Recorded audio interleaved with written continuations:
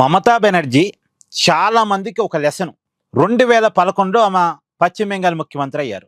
3 దశాబ్దాలకి పైగా అంటే 30 సంవత్సరాలకి పైగా పశ్చిమ బెంగాల్‌లో అధికారాన్ని చెలాయిస్తున్నటువంటి కమ్యూనిస్టులను ఓడించి ఆమె బెంగాల్ ముఖ్యమంత్రి అయ్యారు. ఆ రోజుల్లో ఆమె ఒక హీరో దేశ రాజకీయాల్లో. ఆ హీరో ఇవాళ జీరో ఎందుకయ్యారు? 15 సంవత్సరాల అధికారంలో ఉండి, అధికారం పోంగానే 15 రోజులు కూడా పార్టీని నిలబెట్టుకోలేని పరిస్థితిలో ఎందుకు పడ్డారు అంటే, అధికారం వచ్చిన తర్వాత అది కూడా కంటిన్యూగా అధికారం వస్తున్నటువంటి పరిస్థితుల్లో తనకి రాజకీయ ప్రత్యర్థులు ఉండకూడదు.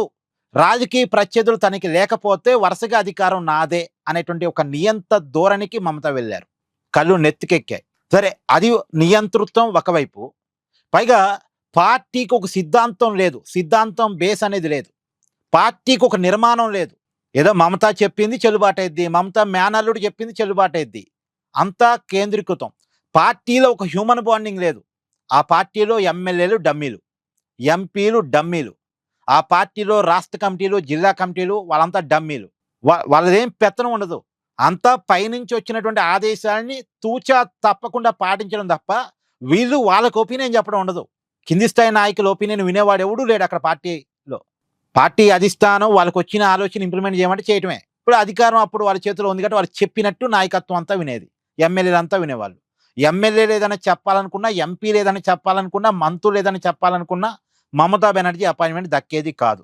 వాళ్ళు ఏం చెప్పాలనుకున్నా అభిషేక్ బెనర్జీకే చెప్పాలి. అంటే మమతా మేనల్లుడికే చెప్పాలి. మరి అతనికి ఏమన్నా పబ్లిక్ రిలేషన్స్ మెయింటైన్ చేయడం వచ్చా? రాదు. విపరీతమైన కోపం ఆయనకి. ఒక సమస్యతో ఎవరైనా పోతే ఆ సమస్యను విని పరిష్కరించడం అనేది అతను చేసేవాడు కాదట. మరి ఆ రోజుల్లో ఎవరికి క్వశ్చన్ చేసే ధైర్యం ఉండేది కాదు. ఎందుకంటే అంతా మమతామయం పశ్చిమ బెంగాల్ అంటే. ప్రతిపక్షాలు కూడా లేని పరిస్థితి. ఇంకా ఆమె ఏం చెప్తే, వాళ్ళ మేనల్లుడు ఏం చెప్తే అది విని రావటం తప్ప వీళ్ళంటూ ఒక ఒపీనియన్ని అక్కడ చెప్పే పరిస్థితి ఉండేది కాదు. అధికారం ఉన్నంత కాలం వాళ్ళది చెల్లుబాటైంది. వాళ్ళ కేంద్రీకృత వ్యవస్థ చెల్లుబాటైంది. ఇప్పుడు ఎమ్మెల్యే నియోజకవర్గాల్లో కూడా ఎమ్మెల్యేలకు పెత్తనం ఉండదట. అంతా అభిషేక్ బెనర్జీ చూసుకుంటాడట. కాంట్రాక్ట్లు కావచ్చు, టెండర్లు కావచ్చు, ఎవరికే పని అప్పచెప్పాలన్న విషయం కావచ్చు, అంతా అభిషేక్ బెనర్జీ. ఆయన టీం ఎమ్మెల్యేలు కేవలం ఎమ్మెల్యేలుగా గెలిచారు అంతే. పైగా పరిపాలన లేదు. విపరీతమైన అవినీతి, మారక ద్రవ్యాలు, రౌడీయిజం. పైగా రౌడీని పెంచి పోషించారు. అక్కడ బెంగాలీ నుంచి అక్కడ బంగ్లాదేశ్ బోర్డర్ కావటం వల్ల బంగ్లాదేశ్ నుంచి అక్రమంగా చొరబడి వచ్చిన వాళ్ళకి ఆధార్ కార్డు ఇచ్చి, వాళ్ళకి మన పౌరసత్వం ఇచ్చి, వాళ్ళకి అన్ని సౌకర్యాలు ఇచ్చి, వాళ్ళని తృణమూల్ కాంగ్రెస్ పార్టీ కార్యకర్తలుగా మార్చుకొని వాళ్ళ ద్వారా రౌడీజం చేపించి అక్కడ ఉన్నటువంటి స్థానిక ప్రజల మీద పెత్తనం. అక్కడ కమ్యూనిస్టుల్ని ఉన్నీలే పారదోరారు. అక్కడ కాంగ్రెస్ వాళ్ళని ఉండనివ్వలే పారదోరారు. బీజేపీ వాళ్ళని కూడా ఉండనిచ్చే వాళ్ళు కాదే. బీజేపీకి ఏంటంటే కేంద్రంలో అధికారంలో ఉండటం వల్ల వాళ్ళని ఏం చేయలేకపోయింది తృణమూల్ కాంగ్రెస్ పార్టీ. ఇప్పుడు కూడా కేంద్ర బలగాలతోనే మొన్న ఎన్నికలు జరిగింది. కేంద్ర బలగాలు కనుక అక్కడ ఎన్నికలు వ్యవస్థను మేనేజ్ చేయకపోతే పెద్ద ఎత్తున రౌడీజం నడిచేది. ప్రతి నలుగురు తృణమూల్ కాంగ్రెస్ పార్టీ కార్యకర్తలలో ఒకరింటోనైనా గన్ను ఉంటుందట. ప్రతి నలుగురిలో కనీసం ఒకరికి గన్ను ఉంటుందట. అంత గన్ కలిశారు. మన దేశంలో ఎక్కడ లేదు. ఒకప్పుడు బీహార్లో ఉండేది. సో ఆ పరిస్థితుల్లో పరిపాలన అంటే అభివృద్ధి లేదు, సంక్షేమం లేదు, అసలు ప్రజల దృష్టికోణం లేదు. అది ఒక పక్కన. పార్టీ నిర్మాణం లేదు, పార్టీకి సిద్ధాంతం లేదు, పార్టీ నాయకులతో బాండింగ్ లేదు. ఇది ఒక పక్కన. ఇవన్నీ కూడా అధికారం ఉన్నంత కాలం కనపడలేదు. అధికారం ఎప్పుడైతే పోయిందో అన్ని బ్లాస్ట్ అయిపోయినాయి. ప్రజల్లో ఉన్న అసహనం బ్లాస్ట్ అయిపోయింది. పార్టీ నాయకుల్లో ఉన్న అసహనం బ్లాస్ట్ అయిపోయింది. అంతా మమతాకు వ్యతిరేకంగా తయారయ్యారు. కాబట్టి ఇప్పటికైనా ప్రధానంగా జగన్మోహన్ రెడ్డి గారు కూడా ఇక్కడ నేర్చుకోవాల్సింది ఏంటంటే, తను ఏం చెప్పినా తన పార్టీ నాయకులు వినాల్సిందే. అందులో జగన్మోహన్ రెడ్డికి కూడా తన పార్టీలో ఒక బాండింగ్ లేదు. ఆ పార్టీ నాయకులను ఆయన పొద్దా కలవడు. ఇప్పుడు కలుస్తున్నాడు కొద్దిగా అపోజిషన్ ఉన్నప్పుడు, అధికారం ఉన్నప్పుడు కలవలే.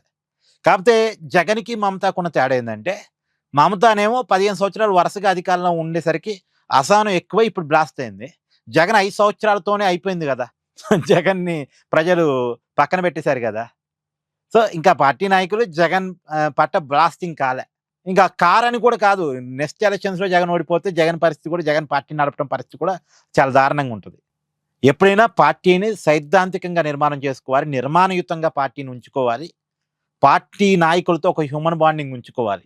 అది లేకపోతే అది అధికారం ఉన్నంతకాలం పార్టీకి ఇబ్బంది ఉండదేమో కానీ అధికారం పోతే ఆ పార్టీకి ఇబ్బంది అవుతుంది.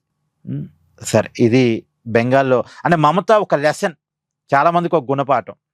అంత పెద్ద నాయకురాలు, దేశ ప్రధానితో నేను పోటీ పడుతున్నానని చెప్పి నాయకురాలు ఇవాళ ఏంటి పరిస్థితి? కాంగ్రెస్ పార్టీలో చేర్చుకోమని అడిగే పరిస్థితి, కాంగ్రెస్ పార్టీ ముందు శరణ్ అనే పరిస్థితి. మొన్నటిదాకా అసలు రాహుల్ గాంధీ ప్రధానమంత్రి అభ్యర్థి కాదు, ఇండి కూటమి తరపున నేను ప్రధానమంత్రి అభ్యర్థి అని చెప్పుకుంది మమతా బెనర్జీ.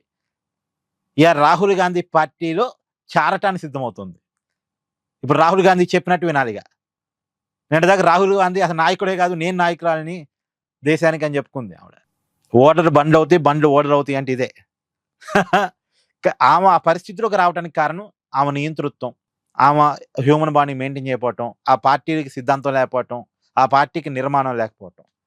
ఆమెతో క్యారీ అయిన వాళ్ళంతా కూడా ఆమె స్వార్థం కోసం పార్టీని ఉంచుకుంది, స్వార్థపరులే ఆమెతో పాటు క్యారీ అయ్యారు. ఆ స్వార్థపరులంతా కూడా ఇలా ఆమెని వదిలేసి ఆమె చేతిలో అధికారం అంతకాలం ఆమెతో ఉన్నారు, ఆమె చేతిలో అధికారం లేదు, వాళ్ళ సెల్ఫిష్నెస్గా వాళ్ళు వాళ్ళ స్వార్థం వాళ్ళు చూసుకుంటున్నారు, అంతే తేడా. ఇక్కడ మీ అభిప్రాయాన్ని కామెంట్ చేయండి. Please do like, share and subscribe this channel.